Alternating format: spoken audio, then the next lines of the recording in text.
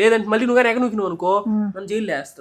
బేబమ్మను తీర్థయాత్రలకు పంపించేద్దాము. నేను ఇచ్చిన ట్విస్ట్ కి బేబమ్మకి అయితే ఫీజులు ఎగిరిపోయినాయి. ఇంకోసారి జన్మలో తీర్థయాత్ర అని అందనమాట. వీడియో లాస్ట్ చూడండి, భలే ఉంటది. ఒక 30-35 మంది పెద్దోళ్ళు ముసలోళ్ళు అంతా కలిసి తీర్థయాత్రలకు వెళ్తుండంట. వెళ్తా? నేను ఎప్పుడు నుంచి అడుగుతున్నాను, పంపిస్తే కదా నువ్వా? నాకు భలే ఇష్టం. ఖచ్చితంగా పోతావా? పోతా. అయితే ఒక్క సెకండ్ ఉండు, నేను ఫోన్ చేసి కన్ఫర్మ్ చేసి నేను మీకు చెప్తా. ఎక్కడికో చెప్పరా? వస్తున్నా ఉండే. దేంట్లో వెళ్ళేది? కార్లోనా, బస్సులోనా, టెంపో?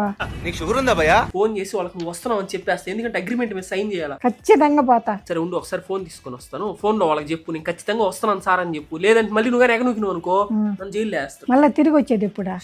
శివ నేను చెప్తా నీకు. వస్తున్నాను సార్. సార్ వస్తుందా సార్?